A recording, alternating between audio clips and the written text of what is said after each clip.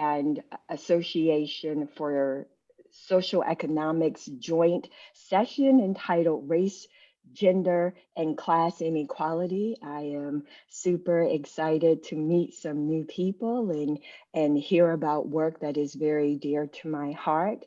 We are going to follow the order of the program. And after each presentation, we will take one question to allow us to transition between presentations. And then at the end, we'll open it up for everyone to provide your questions. So my name is Rhonda Sharpe. I am the president and founder of the Women's Institute for Science, Equity, and Race. And I want to welcome you to what's surely to be an exciting, informative, and very timely session and set of papers of research. So we're going to start with busting the myth of Black women's weak labor force attachment. And that's going to be presented by Jeannette Wicks-Lim, who is at the University of Massachusetts Amherst. Each speaker will have roughly 15 minutes. So Jeannette. Great, thank you, Rhonda. And I'm hoping that you are able to see my screen at this point. Can somebody give me a thumbs up if they see the slide? Yes, but we see you. Just shift over to presentation mode. Oh, okay.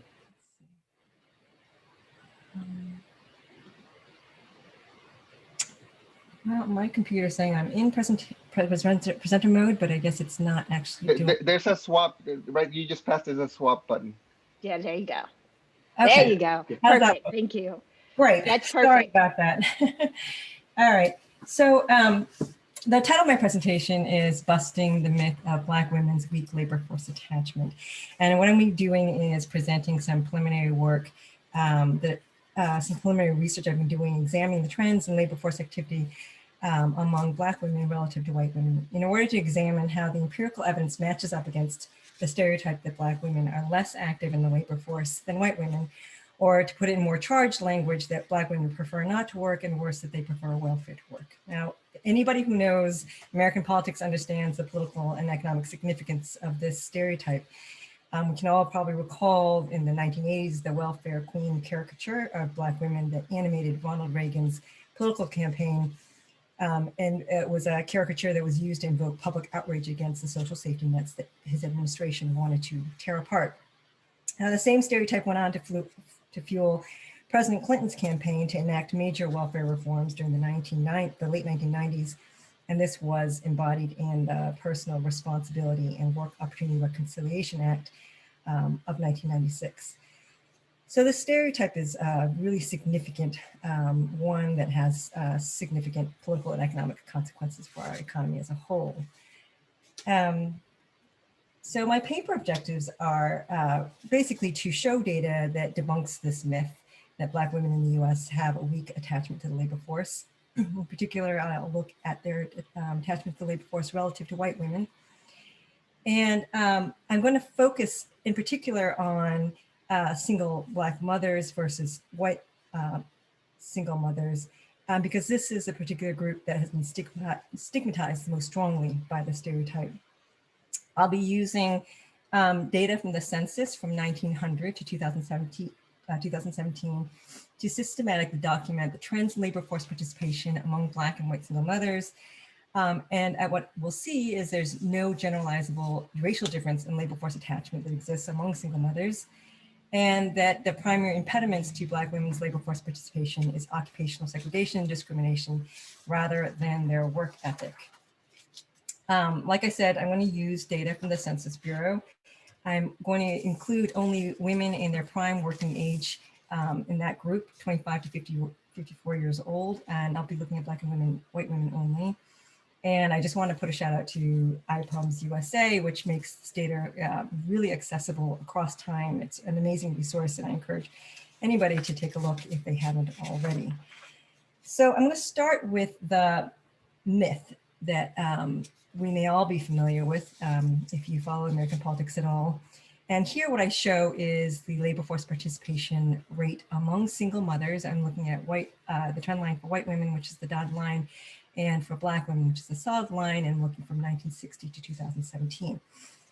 So this view of the empirical data sort of feeds that popular myth that Black women, particularly single Black mothers, have a weak work ethic compared to white single mothers. And that what you see is this, there are about 30 to 40% of women Black single mothers who are not in the labor force between 1960 and 1990 roughly.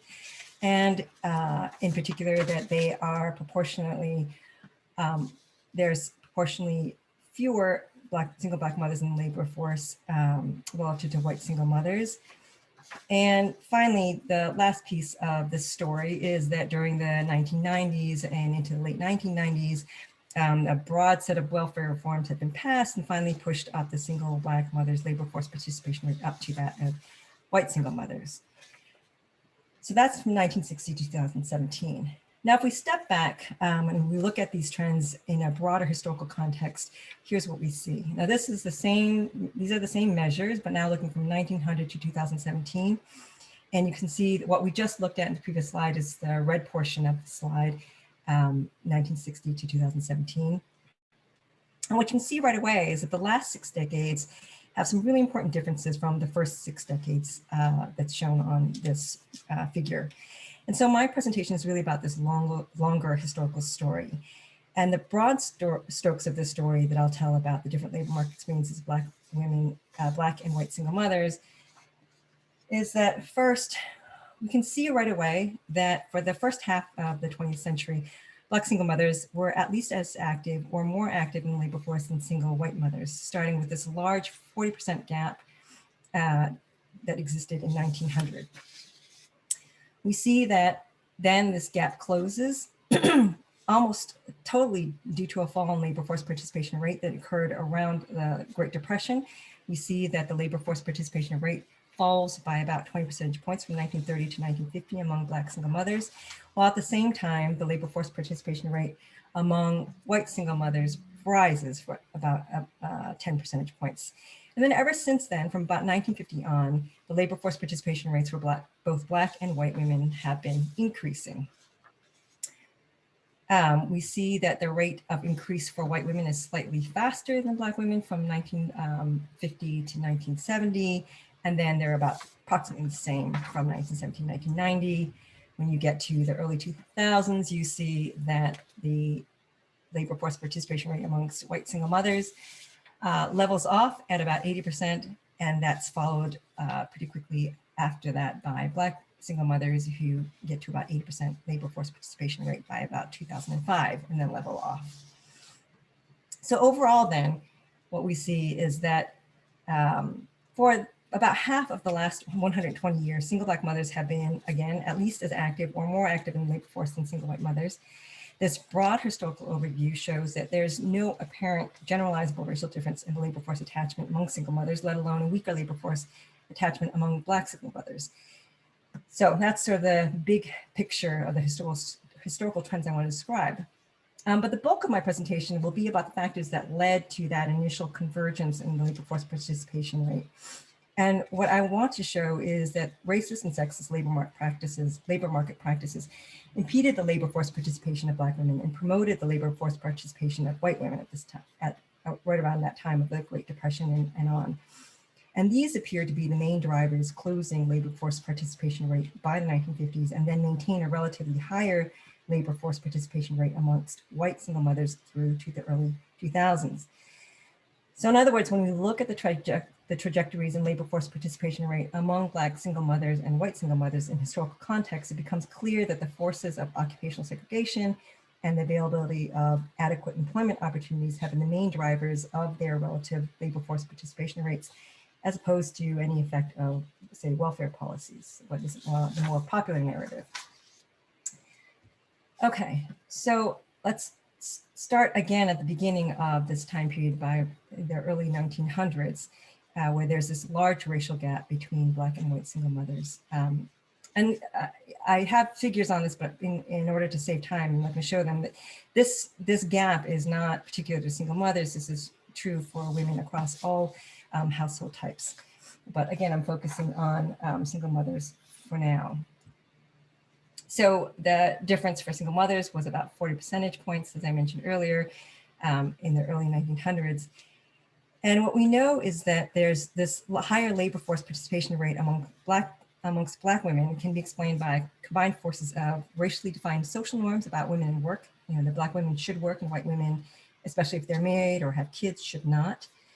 There's this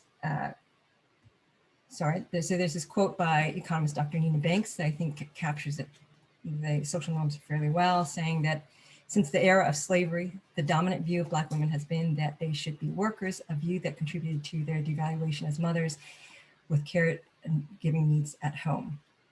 And also, due to the legacy of slavery and ongoing racist practices that allowed white women greater access to the economic resources to their families and households and government programs, they had a weaker need to be in the paid labor force.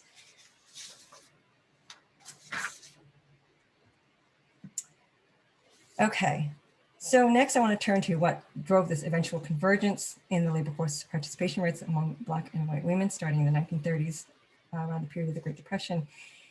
And what we see is that there were changes in the labor market due to social and technological changes combined with the effects of the Great Depression that had a major impact on what kind of employment opportunities were available for Black and white women differently. So there's this great quote from the historian Julia Blackwelder that captures this. Again, I should have said this earlier on, much of this work is really just documenting what historians have already presented in their own work, but sometimes in a more qualitative way. And so I'm just trying to present pictures in a quantitative way that illustrate what has already been described by historians. So historian Julia Blackwelder describes how comparing the employment and unemployment patterns of Black and white women between 1930 and 1940 exposed the less than random character of layoffs and firings. Overall, white women's jobs prospects improved despite the Great Depression, while those of African American women declined. And we'll see this pretty dramatically when we consider that there are two big phenomena that hit the female workforce around this time. First was the dramatic rise in clerical and operative occupations. And then secondly, the dramatic fall in demand for private household service workers and farm workers. And the differential impact of these two trends had a huge impact on the labor force participation rate of Black women relative to white women because of occupational segregation, which limited Black women to household service and farm labor occupations predominantly, and encouraged white women into clerical and operative occupations. So what I show here is the occupational distribution among single mothers, looking at the occupations that were that were accessible to women. So I don't include protective services, labor that's not agricultural labor, and craftsmen. These are occupations that were dominated by men. In this graph, in this figure, I also order the occupations according to average earnings levels. So the better paid white collar workers are on top and the lower paid blue collar workers, collar jobs on the bottom. And of course, the pattern is pretty striking. We can see that the occupational distribution is quite different between Black and white women. You can see that Black women are primarily concentrated in farm labor occupations and private household service occupations. White women, on the other hand, have footholds across the occupational distribution, but importantly in the clerical occupations and the operative and kindred worker occupations. And interestingly, there's a significant share of single mothers, both Black and white, who are business owners and managers. And I suspect that's some sort of self-employment, but I haven't been able to explore further exactly what those jobs represent. Now, at the time, as I mentioned, clerical jobs were, just growing very strongly. And this, again, were the jobs which white women had better access to. And we can also see that in this next figure, I'm sorry, before I get to the next figure, there are, again, because this has been documented by other researchers, I like to pull quotes from their work that describe more qualitatively what's happening. Economist Dr. Cecilia Conrad said, quote, "There is ample anecdotal evidence of historical employment discrimination. Before 1960, it was difficult for a Black woman to get a job as a clerical worker, whatever her credentials." And then she goes on to cite economist Claudia Golden's observation, saying that a 1940 Women's Bureau survey, this is a part of the Labor Department, the US Labor Department, and he said that more than 50% of employers reported that they had a company policy against hiring Black women as clerical workers, period. As another example, Dr. William Sudstrom, another historian, describes how the tight-knit social grouping in many office settings and the importance of sales and clerical workers in presenting a desirable image to clients were circumstances that reinforced the almost complete exclusion of Black women from clerical work in urban markets throughout the country. Okay, so now into blue-collar workers, we see the dramatic fall in jobs in farm labor occupations and private household service occupations. Those are the red lines. So these particular trends in the employment opportunities, which white women and Black women were differently able to access, had this really big impact on their ability to find employment and their labor force participation rate. So here we see the late employment to population rate for Black women, Black single mothers from 1930 to 1960, and then the labor force participation rate from 1930 to 1960. And you see both of those declining over this time period, whereas for white women, you see these rates increasing. So we see the differential impact of the opportunities for Black and white women. So in other words, in this time, the Black single mothers employment population to population rate and labor force participation rate falls below that of white single mothers because Black women were blocked from the entry into female occupations that were growing and limited to the female occupations that were contracting. Now, if we look at what the picture was in 1960, we see that again, the distribution across for Black single mothers versus white single mothers, they still have quite a distinct pattern, similar to what you saw in 1930, although you see a little bit of growth in clerical and operative occupations for Black single mothers, and you see larger growth for clerical positions amongst white single mothers. This looks at what happens between 1960 and 2000 for Black single mothers. And here you see a quite different picture between 1960 and 2000, where now you can see that Black women single mothers are starting to make inroads into the higher paid white collar occupations. And you see for white single mothers that they continue their pattern of having footholds in the higher paying white collar occupations. Their access to those jobs growing from 1960 to 2000. These are the trends in employment growth amongst these occupations. And you can see here that the jobs in green, the occupations in green, those include the professional and scientific occupations, business owners and managers, the ones that white women were gaining stronger footholds in, those are growing. The clerical jobs are declining slightly, but a pretty significant share, represent a pretty significant share of female employment still by 2000. And then you see, again, that the blue collar occupations, they're falling over this time, the ones that Black single mothers were primarily concentrated in. But given the changes in occupational distribution, you see that Black women were now able to access some of the occupations that were growing in employment. You see this reflected in their employment to population rate, that's ticking upwards, their labor force participation rate also ticking upwards in similar manner to what white women were doing. Again, both their EPOP and their labor force participation rate growing. So this is this time period that's marked by these red arrows, where we see both women now growing in the labor force participation rate. As their demand for labor increased, their rise in demand was met by a rising supply of these women in the labor market, in the labor force. So this dramatic period of growth, shows you trends in labor force participation rate amongst all women, because it mimics what we saw among single mothers. And I show this because you can overlay on top of these trends a measure for segregation that was put together by researchers Olga Alonso Villar and Coral Del Rio. Their 2017 paper, they have a series of segregation measures. And I show one of them, the ones sort of most intuitive, that shows how segregation has declined over this time period. Their segregation index is for Black women across household types. So that shows that's comparable, it's most comparable to these trends across all women in their labor force participation rate. But you see that, a similar pattern when you look at single mothers. You see that the segregation index is falling over the same time period I'm talking about, where Black single mothers are finally gaining access to jobs that are increasing. So I think I'm running short on time, so I'm going to try to wrap up quickly.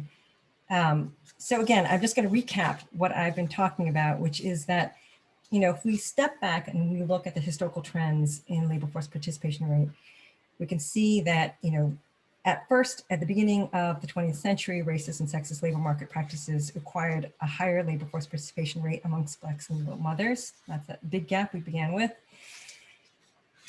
Then around the time of the Great Depression, racist and sexist labor market practices restricted Black women to occupations that were shedding jobs, and at the same time limited access to growing employment opportunities to white single mothers. And this drives down the labor force participation rate amongst Black single mothers and lifts labor force participation rate amongst white single mothers.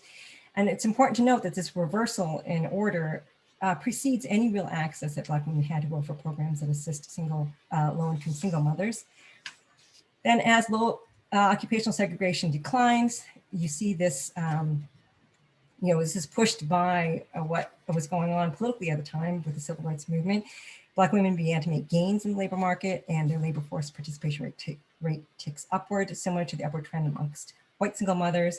And again, this upward trend in labor force participation rate amongst Black single mothers precedes and continues through the late 1960s, when Black women started to get better access to welfare programs that assist low-income single mothers. And finally, this upward trend results in a convergence at about 80% between, in labor force participation rate, about the same between white single mothers and Black single mothers. And this upward trend, again, this precedes the welfare, this ticking upwards and then convergence. This happens through the period when there was this large change in welfare programs. So in conclusion, as I stated in the beginning, there's no generalizable racial difference in labor force attachment that exists among single mothers. The primary impediments, I think what these historical trends show is that the primary impediments to Black women's labor force participation is occupational segregation and discrimination, not their work ethic. And this has really important policy implications. That first, I think the data shows that there's no support for the myth that Black single mothers are prone to be less active in the labor force. Therefore, policies that weaken social safety nets cannot be justified by concern that Black women are prone to shirk working, and that policies that reduce racial and gender discrimination can be expected to support greater labor force activity among Black women and white women, but because of the stereotype we're discussing, the emphasis on Black women. And that's it. Thank you. Thank you, Jeannette. So as we are waiting for our next presenter, this is going to be, sorry, Salvador Contreras, we do have a question from the audience. So Bill Spriggs says, Jeannette, so the higher labor force participation of Black women during the 1950 to 2000 period is from a much higher share of married Black women? And is it large enough to make up for the smaller share of Black women who are married? So yeah, if you look at the trends across all household types, you will see, I have to go back to my figures, but that's focusing so much just on single mothers. I had done worked on another paper that looked at trends across household types. And yes, it is that there is this higher share of women in the other household types with higher labor force participation than the single Black mothers during the 1950s that keeps that labor force participation rate across all household types of Black women above that of white women. Does that answer the question? It might, I thought he was asking sort of a different question, and that is, given that the share of Black women who are married is going down, is the labor force participation of Black women who are married increasing to the point that it is making up for the decrease in the number of Black women who are married, right? So you have Black women who are married going down, but is that being compensated for by an increase of married Black women coming into the labor force? That's how I interpreted his question.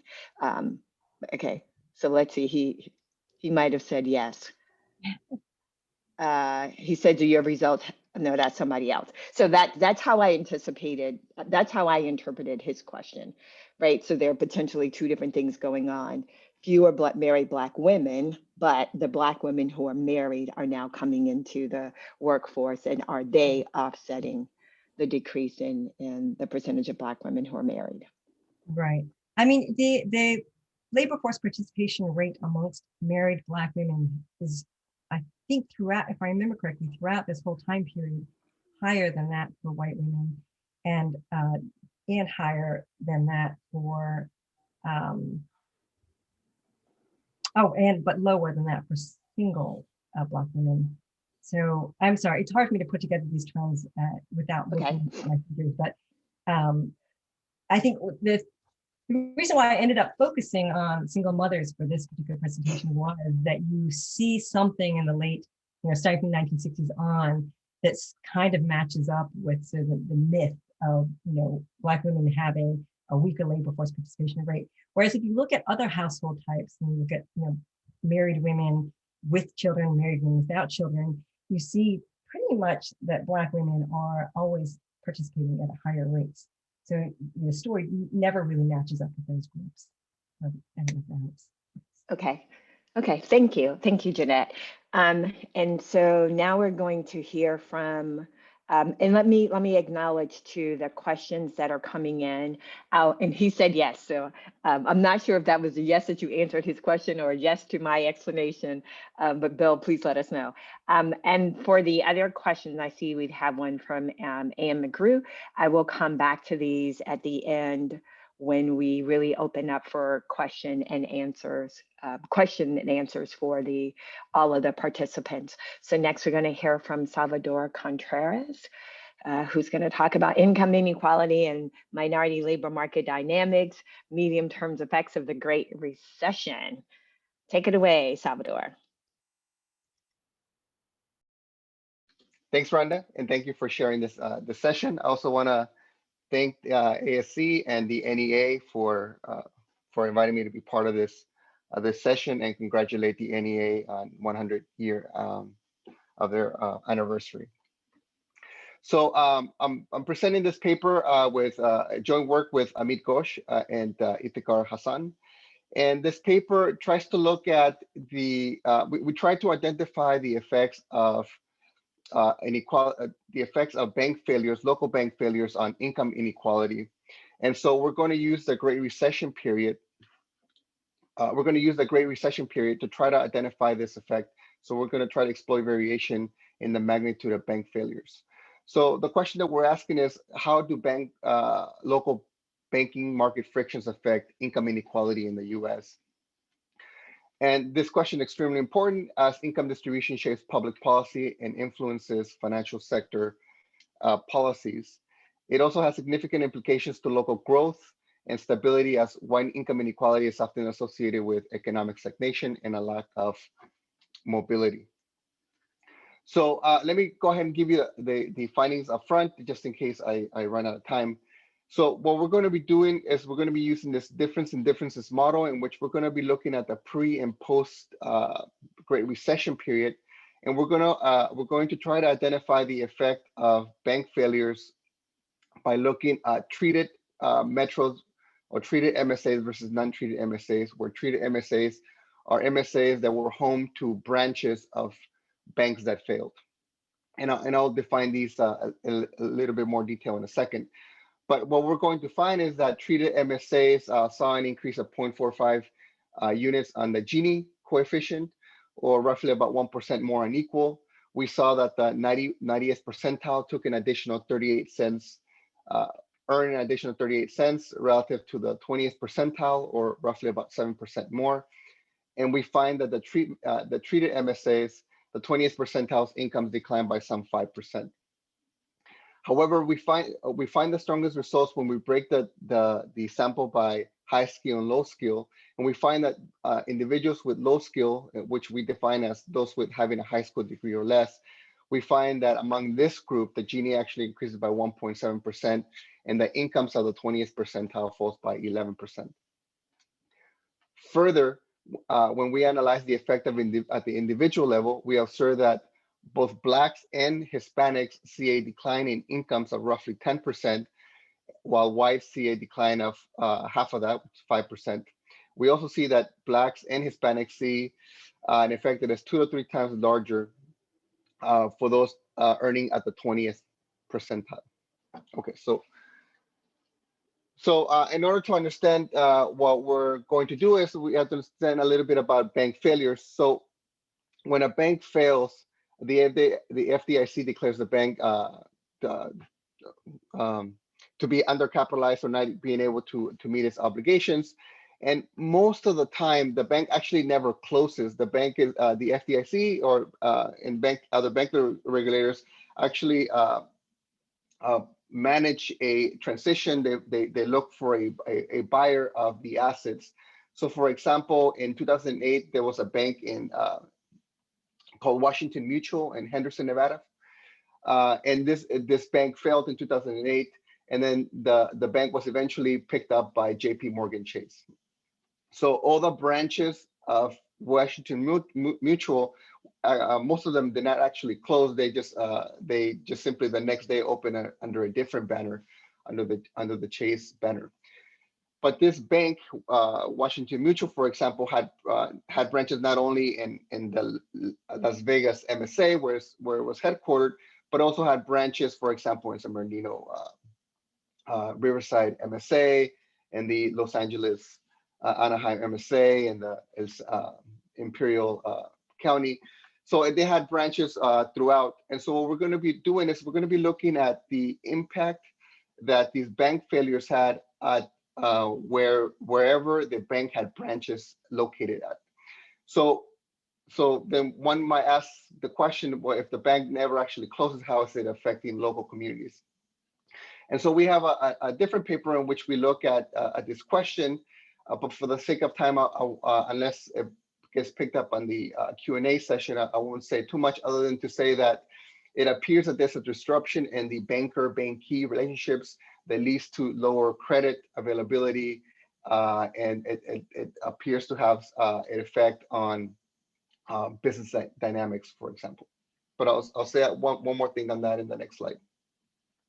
So what we observe is that during the 2008-2010 period, there were 335 banks that failed. So there were a large number of bank failures in this Great Recession period, compared to, for example, 3 banks that failed in the 2005-2007 period, and 137 banks that failed in the 2011 and 2013 period. So what we're going to do is we're going to try to exploit this variation by looking at treatment, those metros that had branches of banks that failed in this time period, and look at the differences between these 2 time periods to see if there's any effect on income inequality. So we're going to exploit this variation, and we're going to call treated MSAs, those MSAs that had a branch of a bank that failed in the 2008-2010 period, and we're going to call controls those metros that had no bank failures during this time period. Okay, so one thing that we omit from this paper, and that we're working on a different paper, is the transmission going from bank failure to income inequality. So there are 2 main factors that we claim are taking place here. There's a credit allocation channel. So local communities affected by bank failures observe changes in small business loans away from poor to wealthier communities within the same metros. And such credit allocations in part drive income inequality. And the second effect is that there is a business formation channel That is, bank failures lower business formations or net business formations, which affect employment, wages, and it leads to an increase in low-paid self-employment jobs and minority employment rates, which tend to earn lower wages, which likely helps to widen income inequality. So what is inequality in this paper? So we look at, similar to Jeannette, we look at the IPUMS data, and we look at the ACS 1% sample, and we compute inequality for individuals who are 25 to 65 years old, who are in the labor force, and who are not missing race or education values. And for these individuals, we create a Gini coefficient. We create the share of the 90th to the 20th percentile, and the income share held by the top 10%. And we have two measures of income for the 90th and the 20th percentile. So just to give you some sense of what we're doing here, this table shows the means of the inequality measures for both the treated and the control groups. So for example, among on metros before the Great Recession who were treated, the mean is 76 on the Gini coefficient. It's 48 on the post-treatment period, and so there's a difference between the treatment, the post and pre-treatment period of 2.6. Similarly, in the control groups or the control metros, these are again metros who never observed a bank failure. We observed that there is a difference of 1.8. And so our identification strategy is simply to exploit this difference in differences between these two time periods. So that's in essence what we're going to do here. And so that's our estimating strategy. So our coefficient of interest is going to be this alpha 3, which is going to be this interaction term between the treated and the post-treatment periods. And we use a large number of controls, and I'll say more on that if there are any questions. All right, so these are the main results. I only present the interaction terms, but all the other variables are in the regression. So these are a coefficient of interest. And what we observe here in panel A is that that metros, treated metros in the post-treatment period observe an increase of 0.45 units increase in the Gini coefficient relative to non-treated metros. We observed again the 38 cents increase in the incomes of the 90th percentile relative to the 20th percentile, and we see that the incomes of the 20th percentile falls by 5%. Then what we do is we, instead of looking at the entire sample of 25 to 65-year-olds, we break this down into 25 to 65-year-olds who have a college education or more, or 25 to 65-year-olds who have a high school degree or less. So that's how we break these two groups. And so what we observe is similar results. However, we find the strongest results for low-skilled individuals, where we observe that the Gini coefficient increases by 1.7 units. We also observe a much greater impact on the 90th percentile relative to the 20th percentile of $1.60. And we see that the incomes of the 20th percentile falls by 13%. So to provide a better understanding of our findings, we present results at the individual level for Blacks, Hispanics, and whites. And specifically, we're going to be looking at income, weekly hours worked, and the probability of being in the labor force. So what we're going to do is we're going to pull individuals into two groups, the pre and post failure periods. And again, we're going to use the 1% ACS, and these are going to be for individuals in the labor force. So I'm going to show you three sets of results here. So the first set of results have to do with the log income of individuals. And so this is for all individuals. And what we can see here is that individuals who are in treated metros or treated MSAs in the post-treatment period see a decline. Blacks see a decline of 10% relative to Blacks in the control metros. The same effect roughly for Hispanics, and half of that for whites. So what we can see is that all groups are impacted, at least all three groups are impacted by exposure to these bank failures. However, the impact is much greater for Hispanics and Blacks. When we look at the effects on those at the 20th percentile, we see larger effects, roughly 30% for both Blacks and Hispanics, one third of the effect for whites. And as we go up the income percentile, we see that the magnitudes are less. So we go from 27 to 18 to 2.7. So we see that as one earns higher levels of income, the impact on wages or the impact on income is lower.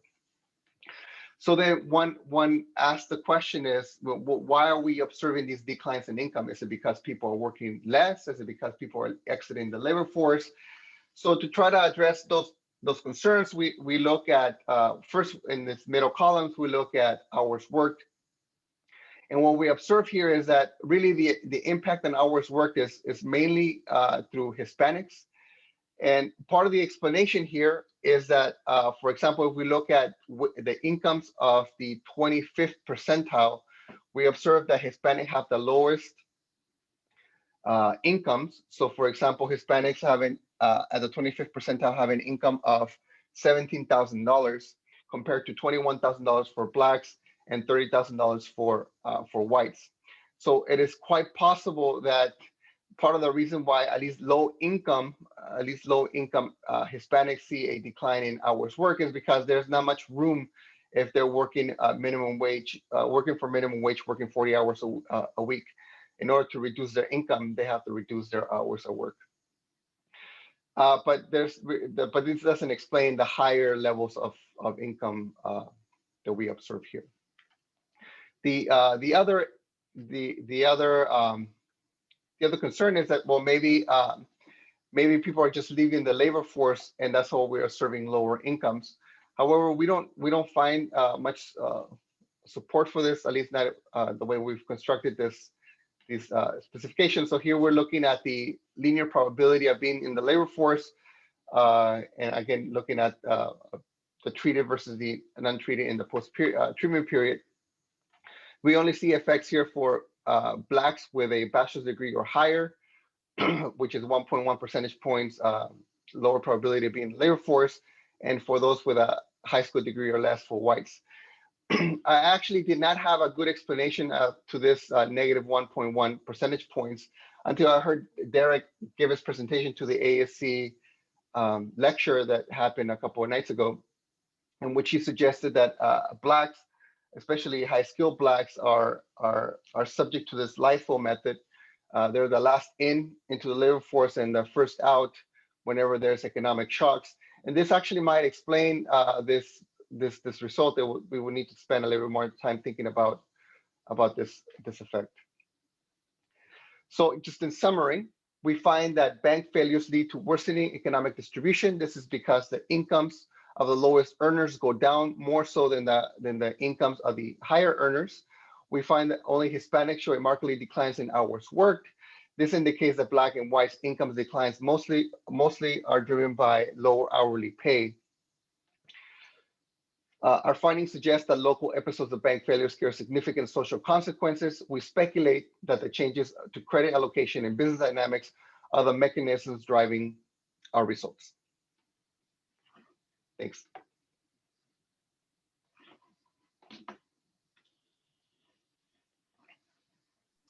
Thank you, Salvador. We didn't get any questions in the chat for your presentation. I guess folks are going to hold that for the end. So that brings us to the presentation by Whitney, Hewlett, Noël, and Reginald Noël. And the title of their work is Gender Economics, Race, and Intersectionality. So while they are preparing to set up, I just want to say that really, I'm excited to see the disaggregation of data, right? And in the analysis that we are hearing this morning, one, getting at some of the nuances in the outcomes, and hopefully, as we're moving forward and thinking about the appropriate policy recommendations, the caveats that people are identifying will be helpful in terms of making sure that we have better policies. So I'll turn it over to Reginald and Whitney. Greetings, everyone, and thank you for the introduction, Rhonda. So our presentation is entitled Gender Economics, Race, and Intersectionality, Inequalities Among Adult Women and Men in the U.S. by Race and Ethnicity, looking at 2017 through 2019 combined data.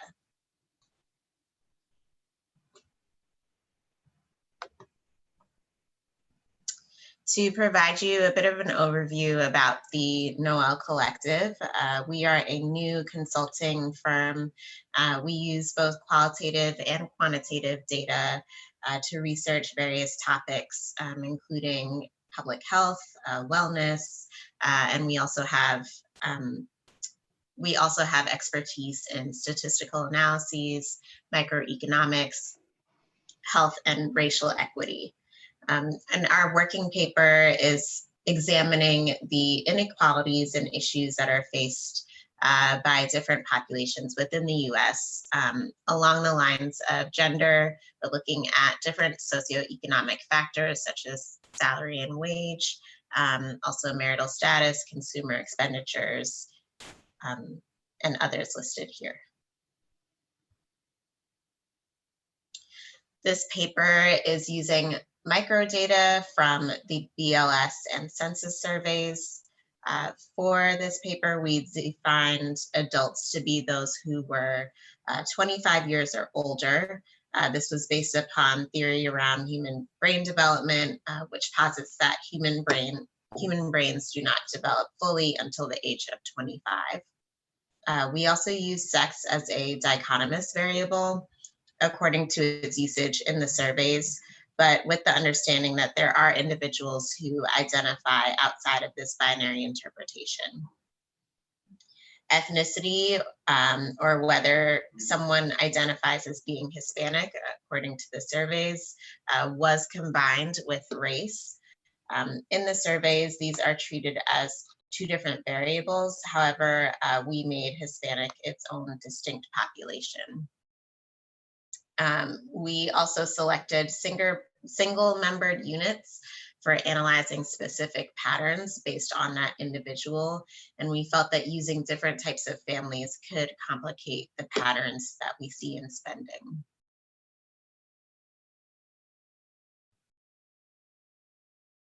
So our findings were consistent with much of the literature that we reviewed. Men earned more than women within each racial cohort. In addition, the Asian and white populations earned more on average than others in the US, even when we controlled for education and occupation. Analysis of spending patterns also showed that men spent more on alcohol and tobacco, while women spent more on healthcare and personal items. The data showed the inequities in spending and supported ideas such as the pink tax and gender pension gap. The data on occupation illustrated race and gender inequalities and pointed out the types of jobs of each intersectional cohort by frequency. We also observed that marital status followed similar hierarchical intersectional patterns, which favor Asian and white men, while showing lower marital rates for Black and Native women. An analysis on educational attainment showed that women were more likely to have a bachelor's degree than men. And I will turn this over to Reginald. Thank you, Whitney. So when we speak about income, or rather having the means to acquire goods and services through a medium of exchange, we understand how that greatly impacts how one will live, how they purchase their food, and essentially where they're ranked in society. Furthermore, the World Economic Forum Gender Gap Report revealed that given current trends, it would take 44 years or until 2059 for women to finally reach pay equality. The current rate of exchange or change for women of color are even slower. And this basically shows how the hierarchy of wage and salary by intersected groups creates a ranking. So that's what's being displayed here currently. And the one aspect is from the consumer expenditure from BLS. The other one is from ACS, census and ACS. And this was done to further validate, getting two different data sets to further validate each other.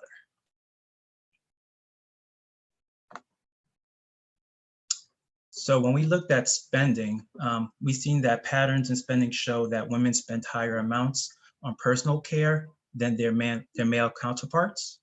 And this directed us towards reading literature regarding gender inequalities in the market and the idea of the pink tax. So essentially, men and women can have same products like deodorant, things like bicycles, and all the sorts. And what was noticed was that when something was pink or when it was marketed to women, it tended to be more expensive when it's of equal value, or when it was of equal value as compared to the products that were sold to men. We also saw how men spent more on alcohol and tobacco. And that wasn't too surprising, but what we did see was with natives, there's tend to be a difference in the way that was spent.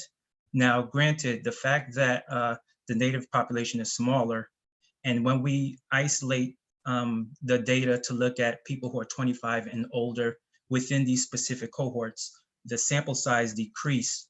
But this prompted us to look into tobacco use among Native Americans. And the data we found, or rather the literature, supported the fact that that Native women tended to use tobacco products a bit more than the other rest of the cohorts, or rather more than other women populations. And it seemed to be the case where tobacco is actually used as in cultural manifestation. So there is used for ceremonies and things like that. But it was also shown that there was a lot of marketing that was done specifically towards natives in regards to tobacco use.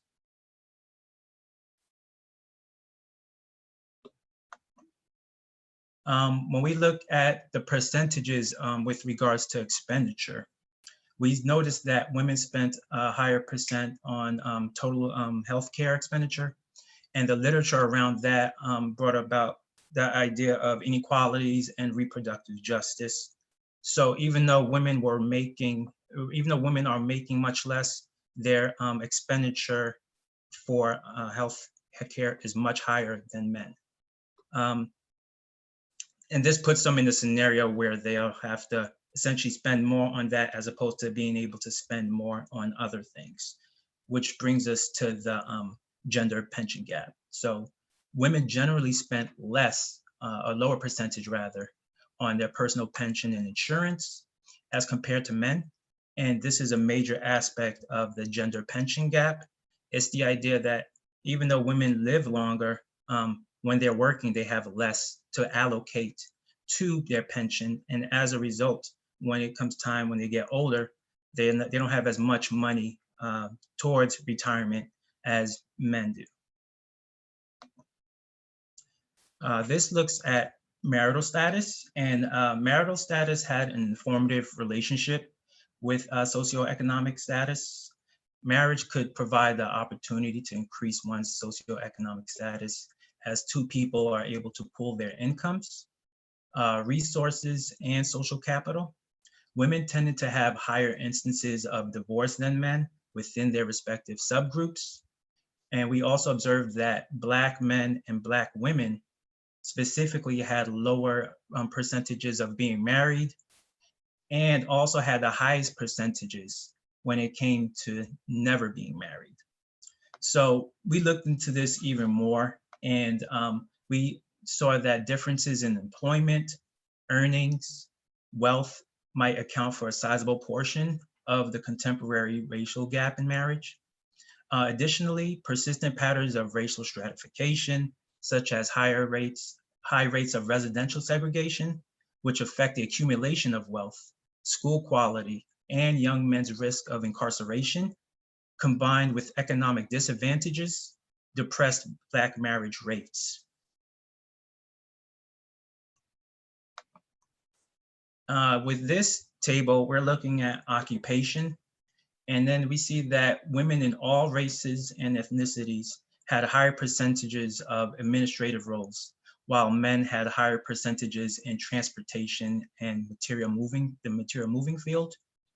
The other interesting thing that we discovered was that women were much more likely to have never worked, or at least haven't worked within the past 5 years. And often women are designated as stay-at-home moms or the caregivers. And this is a major issue for feminist economics, because this occupation, because it very well is an occupation, is not shown within the economy nor the GDP. So feminist economics argues that this is like such unpaid, non-market, intermediate parts of the economy should be considered. We also noticed that Asian men had a particularly high percentage for computer and mathematical fields. Asian women had higher percentages when it came to healthcare practitioners, being healthcare practitioners. Hispanic men had particularly high amounts for the construction field, and white men had high percentages for business and being in management roles. When we looked at education, we were able to see that I think according to the census, for the first time since 1940, adult women were more likely than adult men to have a bachelor's degree. And this was the trend as of from 2014. So that's a good thing. The data also suggests that the Asian population has the highest rates of people with higher educational attainment. And such statistics surrounding the Asian population actually gives fuel to stereotypes of Asian Americans being seen as innately intelligent and exemplified as a model minority. But the literature that we reviewed looked into the fact that such generalizations may not fully examine the different ethnicities within the Asian community, nor do they show how factors like the Immigration Act of 1965, social outcasting, and residential location contributed to the culture of Asian Americans. The other thing we noticed was the fact that the Hispanic population had the highest percentage of individuals as being high school graduates or less. And for many Hispanics, when we looked at some of the literature, it was mentioned that economic factors remain an obstacle to college enrollment. It was often the case where individuals felt like they had to go and work and provide for family as opposed to being able to take the time out to further their education. So in all this, when we looked at wages rather, and we controlled for education, we still noticed this persistent hierarchical pattern. Men making more than women, Asian, multicultural, and white men had the highest means and interquartile ranges, while Native, Hispanic, and Black women had the lowest means and ranges. One thing that deviated from this was the fact that, one thing that deviated rather from the normal trend was the fact that when we control for education, we noticed that white men were actually making more than Asian men. And that's different from what we were normally seeing before when we just looked at it without controlling for education. There was a similar pattern in regards to when we controlled for someone having their master's degree. Specifically, the fact that education brings about higher means and medians is a good thing, but we still notice that there's a stratification by race and sex within within the control. And the similar thing was happening for occupations. We specifically looked at computers, but we also looked at what I thought would be more interesting, office and administrative support, which is a woman-dominated field. And even within that woman-dominated field, it was shown that men tend to have higher salaries and wages than women. And once again, we have white and Asian men that were doing much better than Native or Black women. So all of this went towards the fact that we looked at all this information and a regression analysis was done. And within that regression analysis, there were higher connections between one's education and the type of job that individuals had. We also noticed that when compared to the base group of white males, that everyone tended to have a less or tend to have a negative correlation when it came to that. And then once again, this is still a working paper. We're currently working with the BLS who's reviewing it. This was an opportunity that we had to present, but we also updated the information as of 2017 to 2019. And I guess that's about it. Thank you. Thank you. Thank you, Whitney and Noël. And before I forget, let me take this as an opportunity while we are getting ready for Enrique to do a shameless plug, maybe not so shameless, for the review of Black political economy, right? So strongly encourage all of the presenters to consider the review of Black political economy as an outlet for your work. We have a new co-editor coming on board, and that's going to be Gregory Price. So I'm excited to see that, as well as a new associate editor, Kristen Brody. So our last paper is Wage Inequality Pre and Post the Great Recession, and that's going to be presented by Enrique Lopezlira.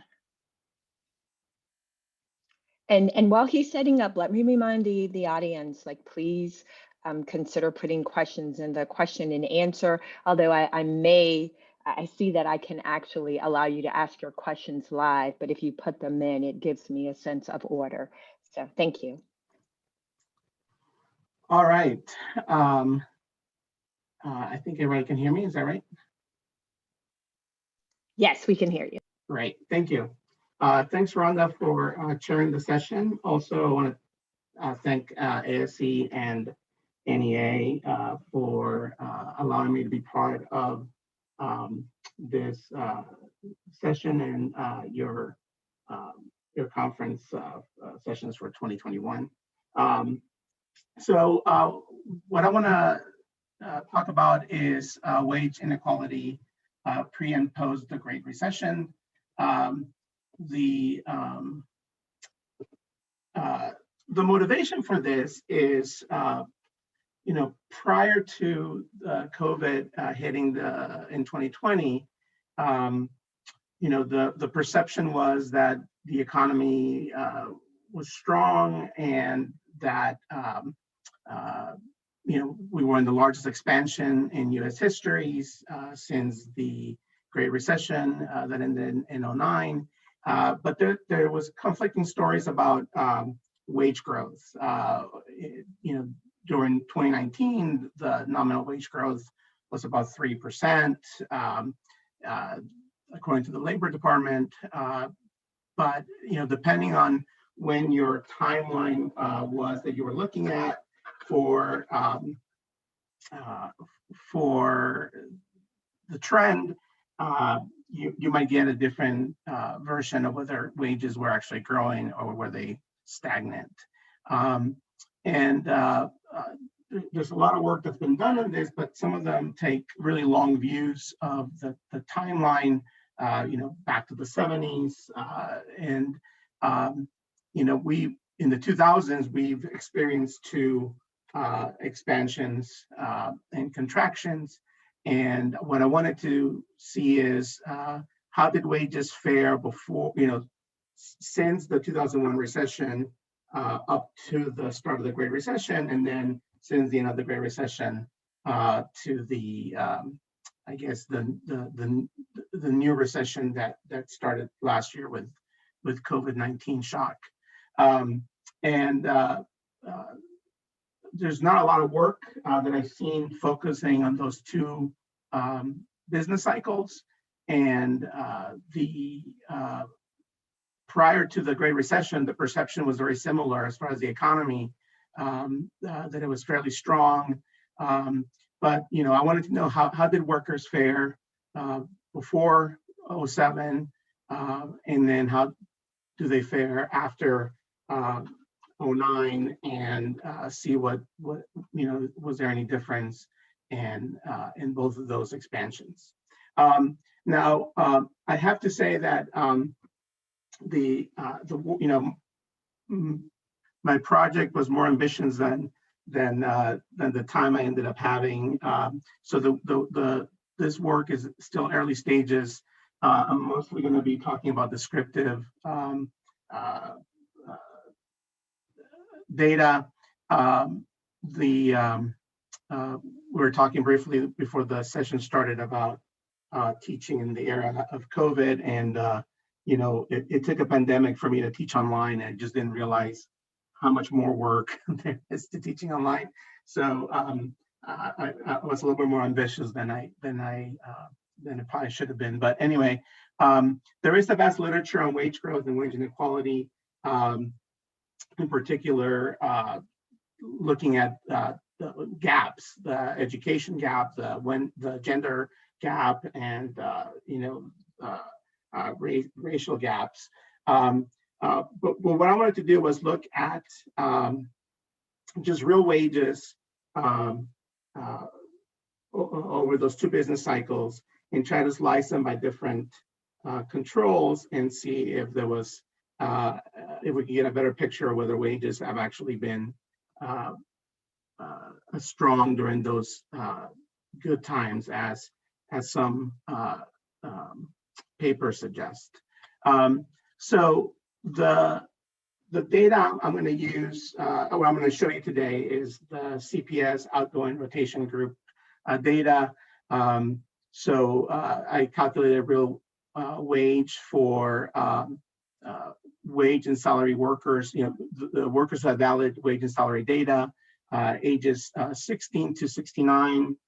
Some work done in the early 2000s, cuts off at 65, I think primarily because Social Security. And so, given that Social Security age has gone up to 67, and some people waiting to up to 70, I decided to look at 16 to 69. I also looked at workers in both the public and the private sector. So I excluded self-employed, and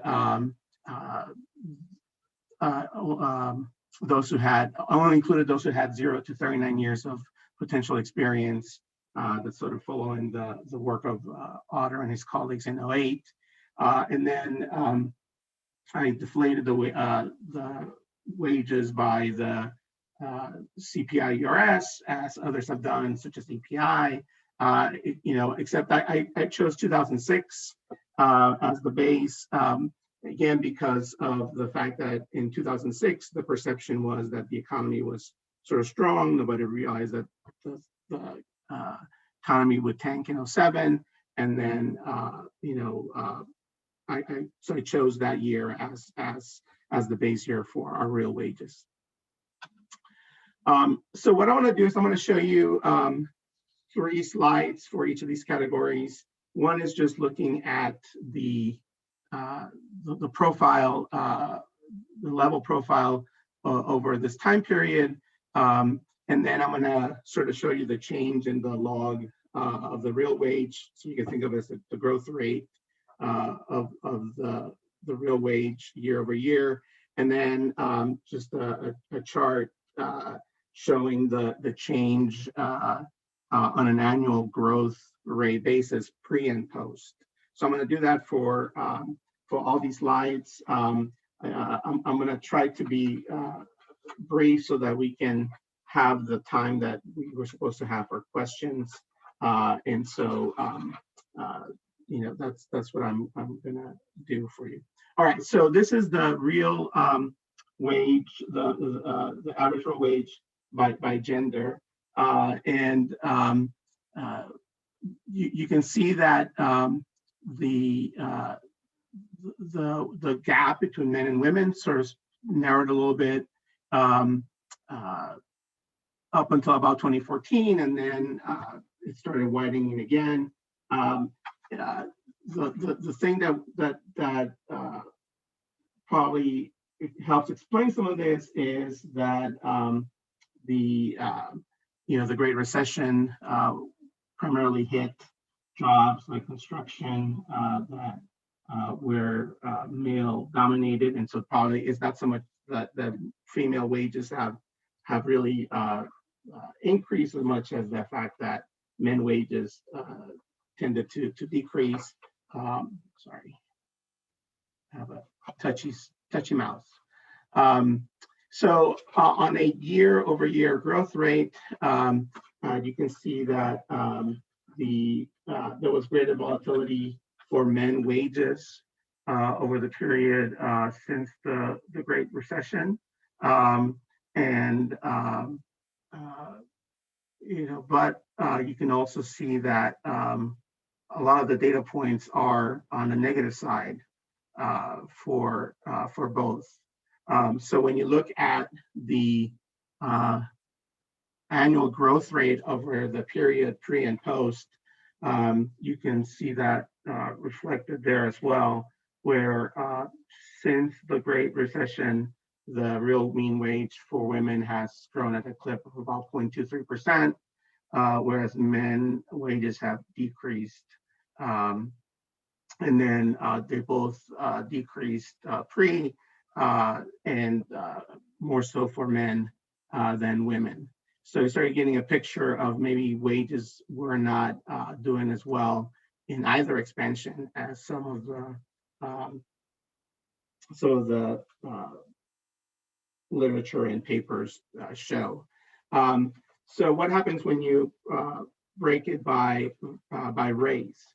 So looking at female wages first by race, you can see here that again, for each race category, the trend is pretty flat. There's a little bit of growth on the female side, but the trend is pretty flat for all groups. On a year-over-year growth rate, you can see that the greater volatility for Black and Hispanic women, especially pre the Great Recession, tend to be more volatile for Hispanic women, although the growth rates were on the positive side. Since the Great Recession, has been a greater volatility for Black women, but and again on a downtrend.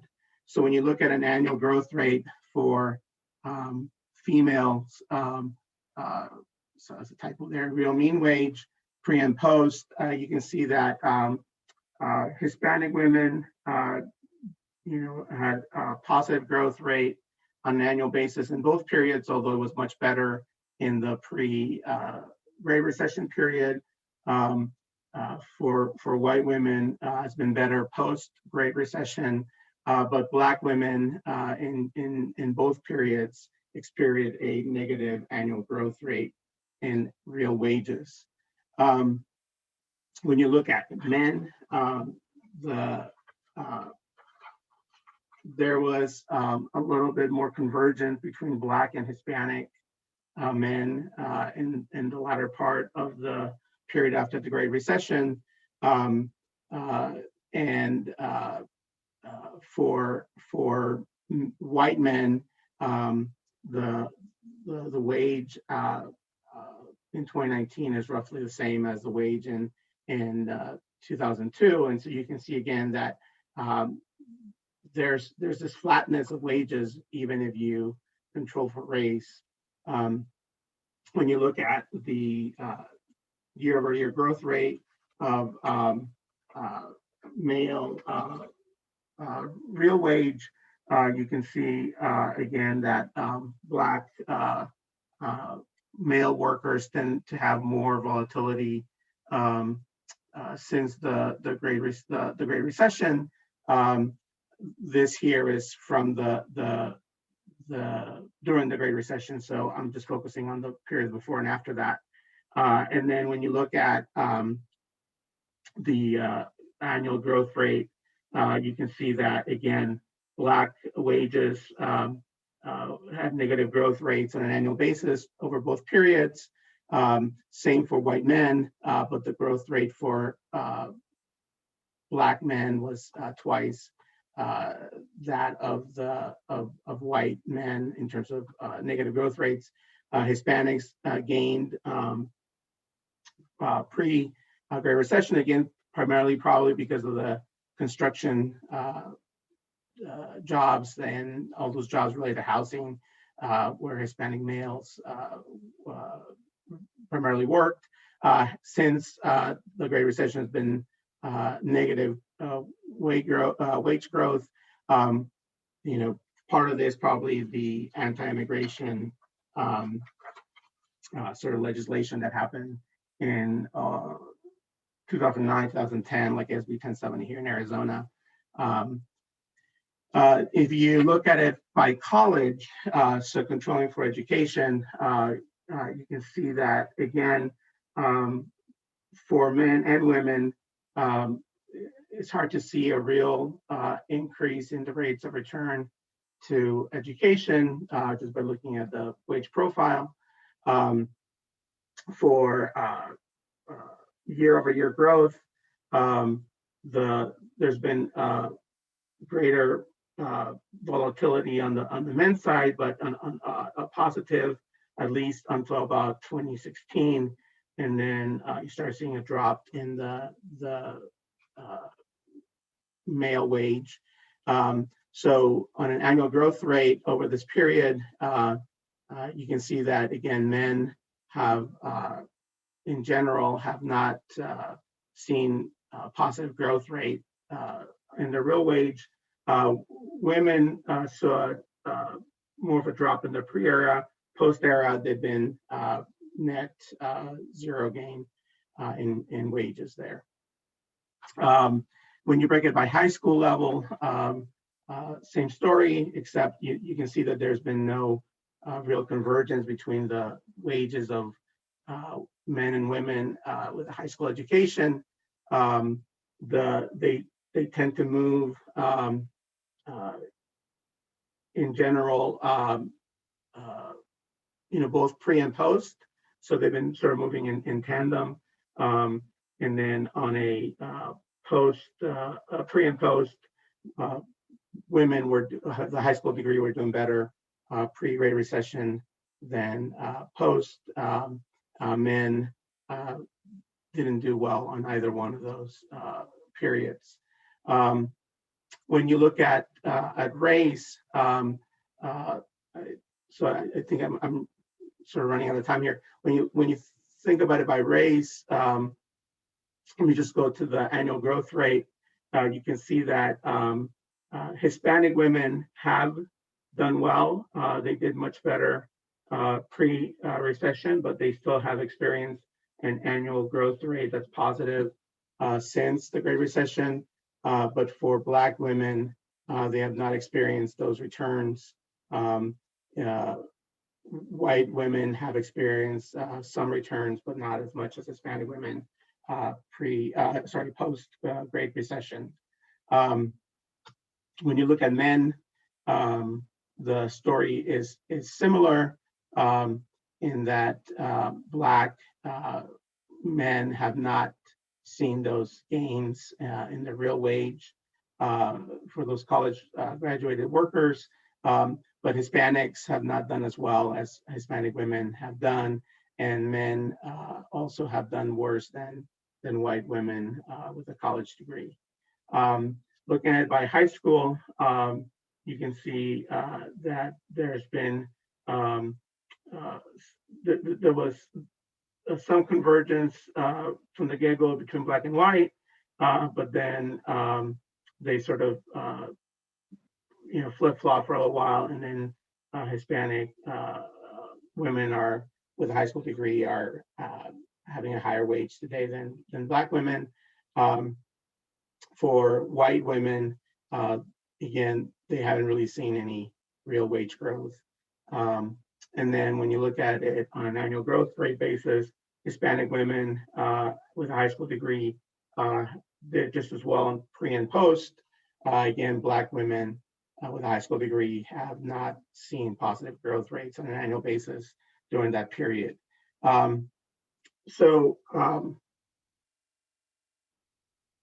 me just go. One thing I wanted to say is because of time, I knew I was going to have a chance to show you some of the wage distributions as far as low, middle, top, but they showed the same pattern. This is a graph from EPI that I really liked, and so it showed sort of the same story that I saw on the data. If you just look from 2000 on, middle and low wages have been stagnant. The only on a distribution basis, the only ones who've seen some real growth is the very top of the wage distribution. Just to summarize all these charts that I've thrown at you, no matter how you slice this, real wages have barely budged. Female workers have slight wage gains over male workers, but the wage gap is not really much better than it was before the Great Recession. Hispanic female workers have fared better than Black female workers. And then Black college workers, both men and women, have really seen an annual negative growth rate during both expansions. Hispanic workers did better prior to the Great Recession, but you see the stagnation for middle and low wage workers, even when you break it down by distribution, with the position on distribution. And then what I wanted to sort of leave you with is that the pre and post perception of the economy doing well had really to do with returns to capital. Pre-Great Recession, it had to do housing doing really well. Post-Great Recession, the stock market has been doing phenomenally well, but those are not returns to labor. The returns to capital, returns to labor seem to be pretty dismal. Anyway, I can talk a little bit about some of the literature, trying to explain this during the question and answer session. Thank you. Thank you, Enrique. So here's an excellent opportunity for us to open it up. And I want to start by allowing, hold on, lost her. By allowing Anne McGrew. Shoot. Okay, just kidding. I thought it was gonna, oh, here they are. Sorry, I was looking on the wrong side. To allow Anne McGrew to ask her question. So Anne, I am going to allow you to talk so that you can answer your question, which I think was directed at Jeannette Wicks-Lim. Hi, I hope you guys can hear me. We can hear you. Yeah, so for Jeanette's presentation, she was talking about the increase in women, like Black and white single moms, labor force participation rate, and how that kind of coincided with changes in welfare policies. So I was just wondering if she had any thoughts about how her research might apply to the introduction of workfare, where you had to work in order to get welfare benefits, and if that is a policy that her research would support or not. Thanks, Anne, for that question. I'm going to try to share my screen just to bring back the trends that I was looking at in terms of labor force participation rate over time. Because I think what I came away with, I hope you guys can see this graph that just, again, shows what I started with, which was the labor force participation rate among single Jeannette, mothers. can you make it bigger for us? Do you mind putting it on? Yeah.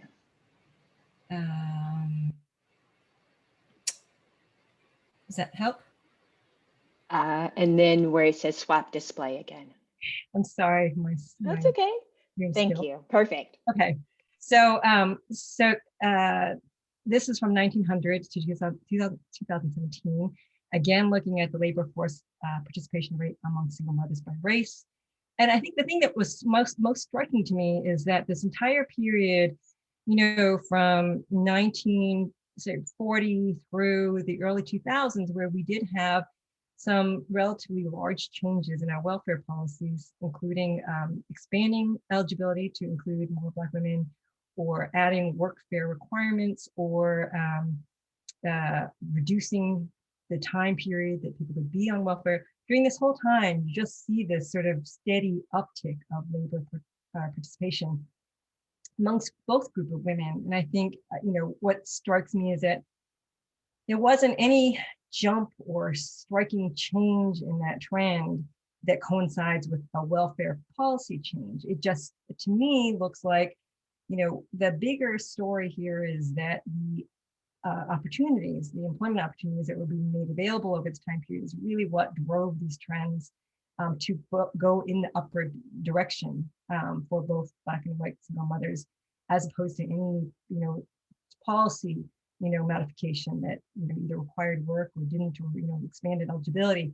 So the bigger driver is what jobs and what type of wages associated with those jobs were available to women, as opposed to any welfare policy. That's the story that seems to jump out at me from these pictures.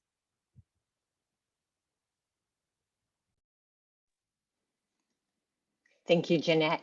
And let's see. So as you were looking at that, I kept, my head kept wondering about affirmative action policies, right? Because they're happening, 1964 Civil Rights Act, which is also going to be removing, impediments around family. And even though I know you're looking at single women, married women, and just increasing access for women to have employment, which is mainly going, largely to be in the government sector. So, okay, so we've got a question.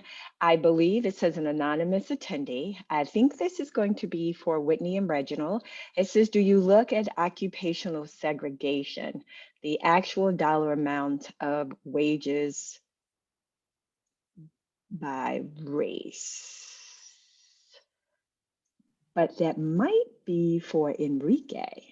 I think that's for Enrique because the times are the similar. Sorry, I think that's for Enrique. So Enrique, you've got two. I'll start with that question. And then Janice Berry, I will come to you and allow you to ask your question. Yeah, so I didn't show all the slides of everything that I did with the data. So we also, we control for occupation as well, but what I showed was not control for occupation. Okay, thank you. And then Janice, I'll allow you to ask your question. Okay, thank you very much. Enrique, I was wondering, and I may have missed this, so forgive me if I did. Could you just tell me, in looking at the wage trends and the growth of the wages over the pre and post recession, Great Recession period, could you just tell me, were you looking at full-time, part-time workers, the age group, and how did you calculate the wage? If you could just give me a sense of that. Sure, thanks, Janice. Yes, I did show a slide at the beginning of the presentation that talked a little bit about this. So yes, we looked at full-time, full-year workers, full-time being 35 hours a week or more, for all jobs. So I didn't just focus on like their main jobs. So if they worked 35 hours a week in all jobs, I included them as full-time workers. As far as the wage, if they reported, if they were hourly workers and they reported an hourly wage, that was the wage that I used. If they were non-hourly workers, then I used usual weekly earnings divided by hours worked last week. So that's how I calculated their bill wage. Okay, thank you, Enrique. So Barbara Robles also has a question. So Barbara, I'm going to allow you to ask your question. Thank you. I'm wondering if any of the panelists actually captured any multiple job holding data in their analysis.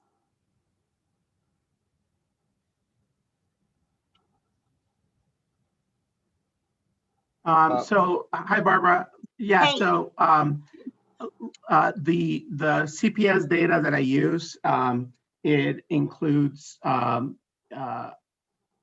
variable for hours worked in main job and in hours worked in all jobs.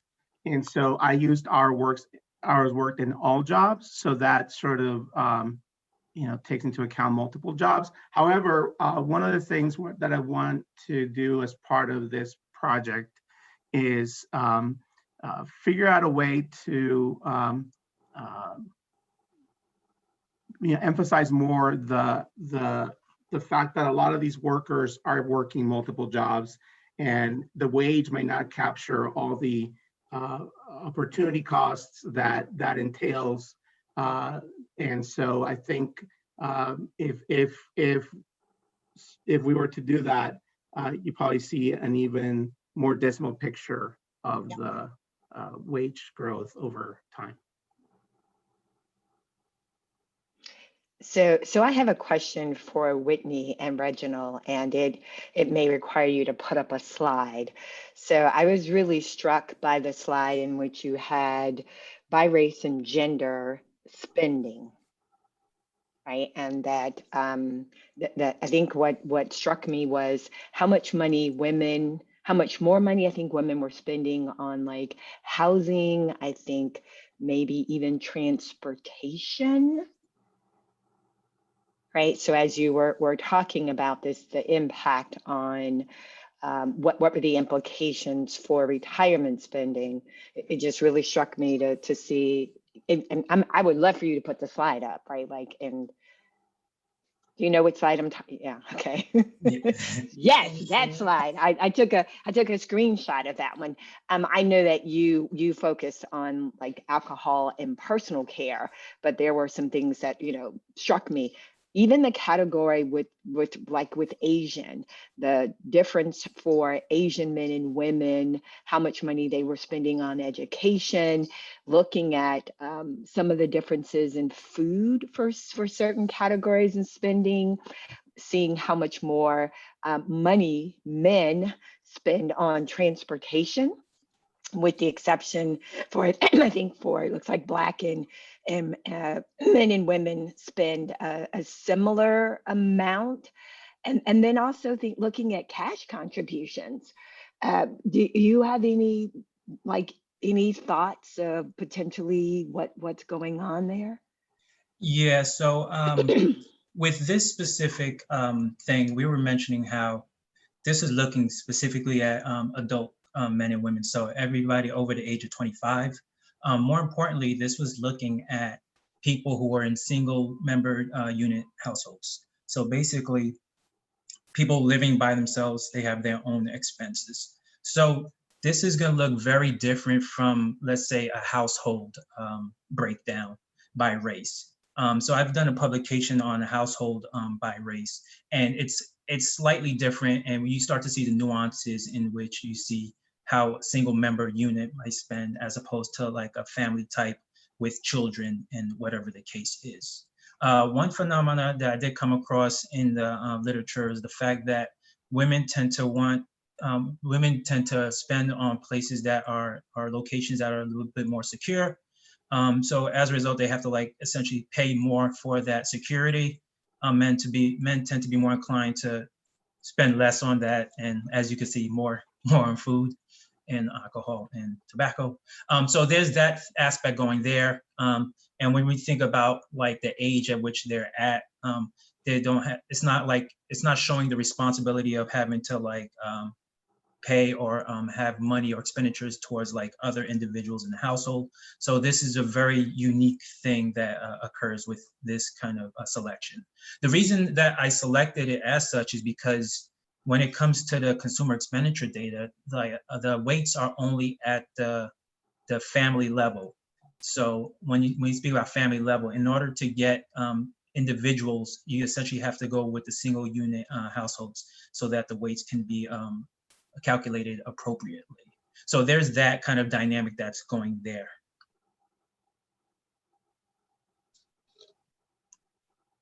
I'm not questioning. I'm excited to see the conversation about single people because I feel like, and I've said this before in so many instances, the conversation around families ignore the fact that single households are families and we need to eat and be taken care of as well, right? But what struck me in this, it was just sort of the disparities in those categories, and then thinking about what that means in terms of the share of income, right? Like what share of income single people are actually paying um, for these services. And then, like I said, and I was mentioning earlier, just looking at sort of these catch contributions. I know with respect to Black women, there's often the notion about more likely to tie to the church, more likely to have responsibilities to a family member in terms of taking care of folks, and that doesn't really seem to be showing up as, in some ways, looking at these kinds of contributions, that they, at least within Black men and women, they're very similar. So not sure what that question was asking. And then again, because I'm always excited about education, just that stark difference between Asian men and women, and in terms of the expenditures on education, really jumped out at me.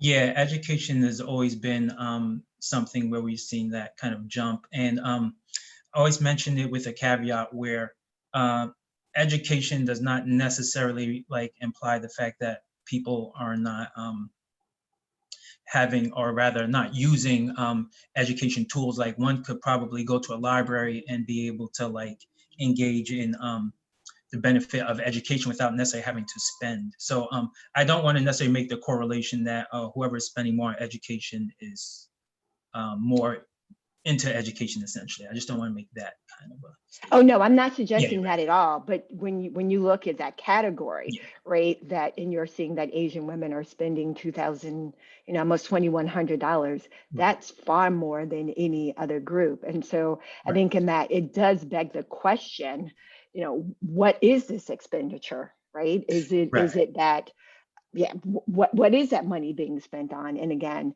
how people interpret the questions when you see them on a questionnaire, right? In terms of what I think about as an educational expenditure, Mhm. right? Does that just mean books? Is it going to be that I got a new laptop, or what are the things that, and especially I think now in this COVID era where we find that there's a lot more education going on online, how that Mhm. might actually differ. So Right. Yeah, most of what I've been reading, most of it been based on when you think about tuition, or you think about, a lot of people are taking these courses, online courses to kind of better themselves, or if it's like education after like a bachelor's, or whatever the case may be. So yeah, that's exactly what's being reflected here. And with with the Asian population, definitely having higher percentages when it comes to educational attainment. This makes sense. okay, thank you. So Bill Spriggs has a comment, I believe, and potentially a question. So the floor is yours, Bill. Thanks, and thank you, Whitney and Reginald, for your presentation.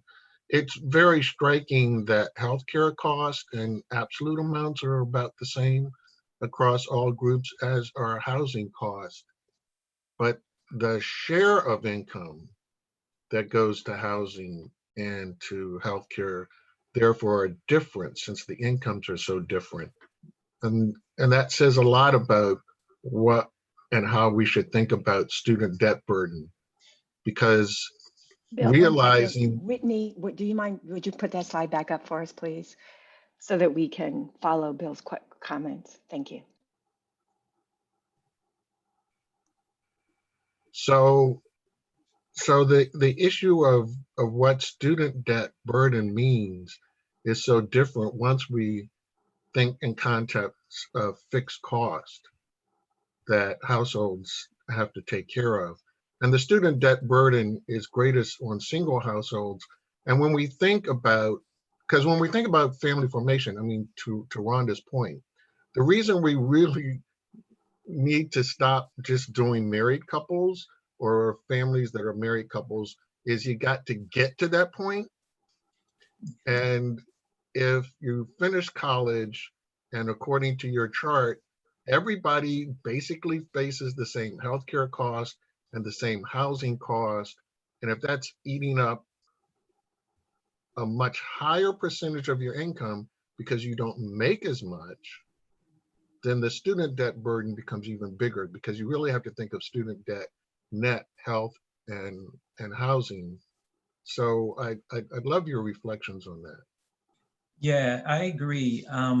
So in this specific graph, and even when I do the percentages, I'm doing the percentages based on the total expenditure. So I'm not even doing it based upon the expenditure with respects to the income. And if you were to see that, yeah, you'll see a much bigger difference in terms of how much people have in order to spend and how that's reflected in their budget. So obviously men would have more to spend. And while the total expenditure is somewhat a reflection of income, when you were to put, if one were to put it into percentages with the income and the expenditure, you'll see that the percentages are much different. And this was something that I was able to see in a previous publication that I did. And we also noticed the fact that in a prior publication that once people tended to have the same amount of spending, then the spending patterns tended to be consistent. And this pointed to a lot of stuff for us, but mainly our kind of whole theory or idea is just the fact that when you have goods and services and resources, you're able to kind of get a better paying job, better living situation, and things like that. And as a result, you're able to get married because a lot of people reference the fact that stability is an important thing in marriage. So that's why you'll see like rates of marriage are higher with white and Asian individuals. So like this gives us a whole picture. And even when you speak about student loans and things like that, this gives us a whole picture.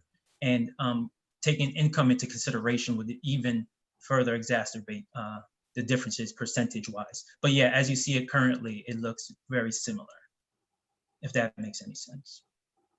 Yeah, because the key thing here is the notion that Black people spend extravagantly on frivolous things and that we're not concentrated on, good investments. It's clear here that people are ignoring housing costs are housing costs. And across racial groups, the housing costs are about the same. We're not facing some magic wand where we get a break on housing or healthcare. Right. And those are the two things you got to do first, because you got to be alive and you have to have a residence. Yeah. And so if that's eating up a higher share of your income, you're in a hole before you get started. And it's not an issue of behavior or consumption decisions. You got to eat and you got to be alive. Right. Totally agree. And I also think that in some ways this connects very nicely to Jeannette's conversation about, again, thinking about single women and labor force participation, right? That here's a conversation about single women or single people looking at single folks and labor force participation, and in many ways thinking about where folks are in occupation, and then bringing this back to Enrique's conversation in terms of pre and post and what's happening with respect to recovery, how folks are doing. You can again see reflected in here, but as Bill was talking about thinking, you got to be alive, you have to have a house, and you need to eat. As I'm looking at the expenditure on food going across, one of the things that I do begin to think about as looking at how different groups are spending money makes me think a little bit more about this conversation around food insecurity and whether or not the lower expenditures that we're seeing for the Black community, looking at this huge difference for Native American women spending on food versus men spending on food. If this is an issue around access to food, if this is an issue around, having access to growing your own food, and so that there is less of an expenditure, but that expenditure for Native American women is much lower than we see for other groups. And I'd also, like to add that much of the conversation in which around the Asian population and the importance to disaggregate that and to start treating that as a homogeneous population, we can also begin to see in your disaggregating Asian, again, in the aggregate from Native Hawaiian and Pacific Islanders. And it strikes me how much more money Native American and Pacific Islander women are paying for housing, right? It's just a little bit below what Asian men are paying for housing. And so again, don't know if that's about location, if there's something about, and I think this is generally more of a population that's going to be in California and probably Hawaii having higher cost, or if this is a safety issue that you're talking about, and so they're paying more. But the thing that I like about what you've done here, if I haven't already said, is again, thinking about single folks and then the disaggregation so that we can begin to see how people are spending money and to put into context other conversations we're having, whether it's around Salvador's presentation about thinking about what's happening when banks fail, right? Because we already know in many instances, there can be a large population of folks that are unbanked, and you can look at work by Ngina, and I'm butchering her name, so I'm not gonna try, and Derek, around the unbanked population, right? So there's, that burden, and then, taking a look at what we have here. So I'm really excited about that. We have about 14 minutes before our session is going to end. So audience, I'm going to ask if you have any more questions put in, and then panelists, I should ask, do you have questions for your peers who are on the panel? Is there something in their presentation? So Jeannette said yes. Go ahead, Jeannette. Well, this is, spinning off of what you were just saying, Rhonda. One thing that I always kind of found confusing about the consumer expenditure data is comparing expenditures, total expenditures to total income, because you've had these huge gaps between the two and trying to reconcile those. But I thought it probably tells a really interesting story when you disaggregate across the groups that Whitney and Reginald, you had looked at, going back to what Bill was saying about the different pressures on your income, from housing and healthcare, that being relatively consistent across groups. And you could really see what kind of pressures are on the different income levels by taking the difference between expenditure levels versus income, seeing sort of how much maybe debt is being in aggregate assumed by different groups. And one question, I have no idea if this is on the right track at all, but that question about why is there such a different level of spending on education amongst Asian men and women, I just wonder if there's something about like that familial support for education among women versus men. I have no idea if that's about right, but it just occurred to me as a possible path to go down. And Jen, I'm piggyback on that. It also made me think too, if Asian women have more freedom to deviate from what we think of, the model minority and being in the sciences. And if indeed that's the case, we know that if you're studying the sciences and if you're in the STEM, there may be more financial support, right, for those degrees than sometimes in the social sciences and the humanities. And I don't think we know if is this actually investment at the bachelor's level, or do we know if this is an investment at advanced or just education as a whole? Yeah, right. So in regards to like the idea of just looking at it with respects to whether it's like bachelor's or whatever the case is, when it came to the spending, when it came to the spending, when it came to the spending, we had to isolate this for 25 and older single member households. When we were looking at and so when we show you the incomes were different. The incomes were based on the ACS wages and things like that. So therefore, this is not going to necessarily be apples to apples, because we went with the consumer expenditure because they have like the greatest federal, when it comes to federal statistics, they have the greatest like breakdown of expenditures. And you could even look at it, if you look at the diary survey, they break it down by like types of food. With that, you actually see that Asians spend a lot more on like vegetables and things like that. And it seems like the quality of food, like fish and things like that. But that's in my other publication. So when we look at the expenditure versus the incomes that I'm showing, and even the incomes broken down by bachelor, whether it's a bachelor's degree or a master's degree, it's not necessarily the same exact cohort that we're looking at. If that makes any sense.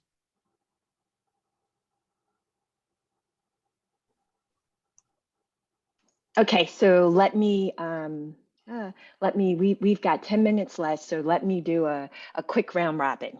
So I'm going to pose a question to all of the panelists and ask, of the research and where you are, and Enrique, let me just let you know, I'm sure that when you made the comment about being, really optimistic about where you were going to be and what you had today, right? Like, I feel like that's just so the life of COVID, right? Like, we were like, oh, we're going to get all these things done. And then you're looking at these people who are like, oh, I was able to write. And you're like, fondly, I so hate you, right? Because that is just not my life at this moment.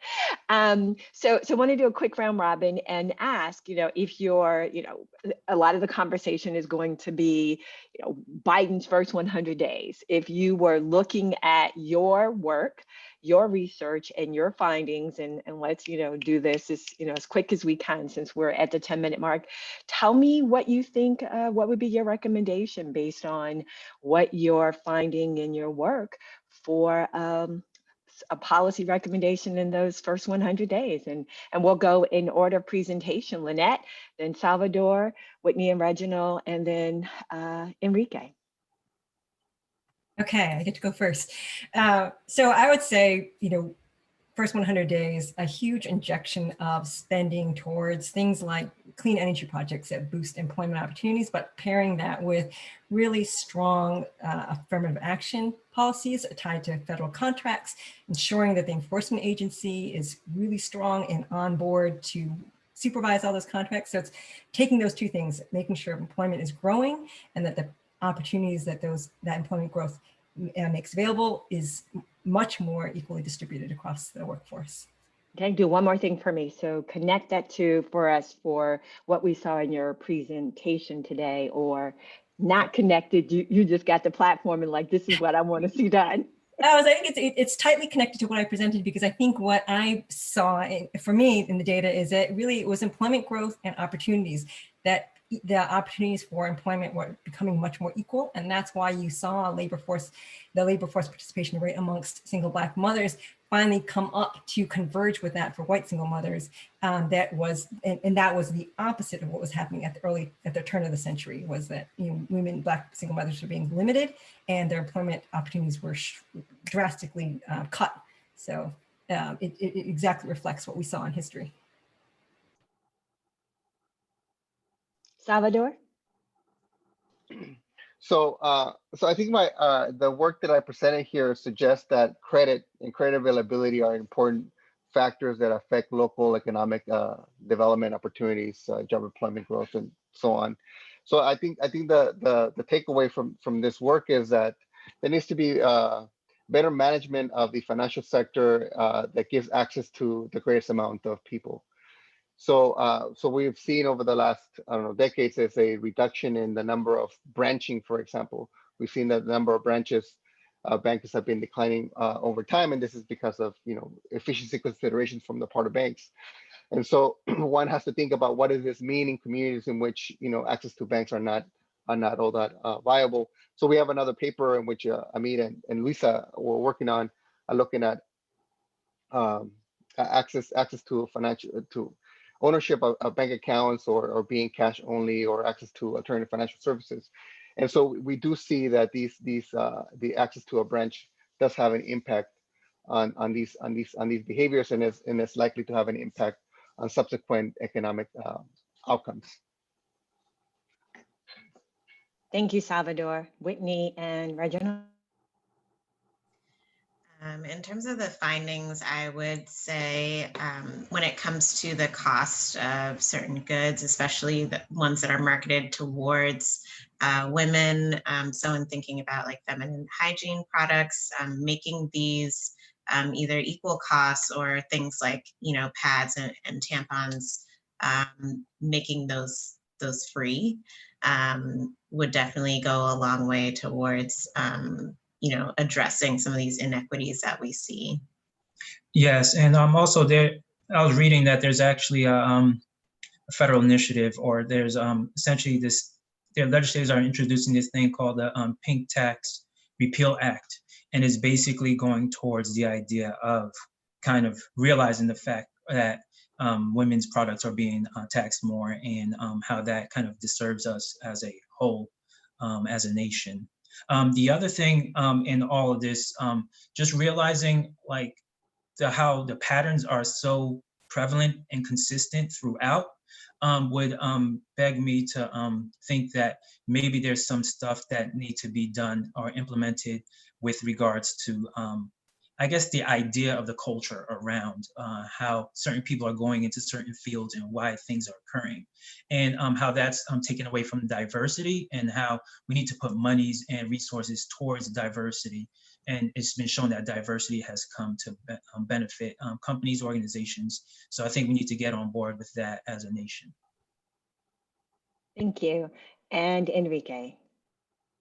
Thanks. Yeah, so a couple of things I think. One is, I hope Biden administration works to restore the rights of public sector workers, both the federal and the state level. I think a lot of state governors have really decimated the right of public workers, and I think the Trump administration tried to do the same at the federal level. So I think that's an easy one Biden should do, and increase the federal minimum wage to be par with some of the other states who will increase the wage. Okay, so again, I want to thank you, and let me make a couple announcements for what's happening later today. So the National Economics Association will have their business meeting from, I believe, 6 to 7, and then that's going to be followed by the presidential address at from 7 to 7:30. Want to also encourage you, if you have not done so, to consider a membership with the National Economics Association, which you can find, I believe, at neaecon.net. Also want to encourage you to join the American Society of Hispanic Economists, right? 2 groups, and would encourage you to keep an eye on the research for the folks that are on this panel. You can, let me make sure I not get this wrong. So you can find more of Jeannette's work at the Political Economy Research Institute at the University of Massachusetts Amherst. You can find more of Salvador's work, because he is a director of the Center for Border Economic Studies. And then the Noëls gave us their website, which was what, Noël, remind me, I know it's Noël Complete Competitive. Noël Collective. NoelCollective.com. So those are our spaces in which, in terms of larger research, and we can find Enrique at the University of the Grand Canyon. So if the audience will join me in giving a round of applause to our presenters. Want to wish you all a happy new year and enjoy the remainder of the conference. Goodbye. Bye. Thanks, Rhonda. Bye. Happy New Year. Yeah, Thanks, Happy New Rhonda. Year. Thanks, everybody. Bye.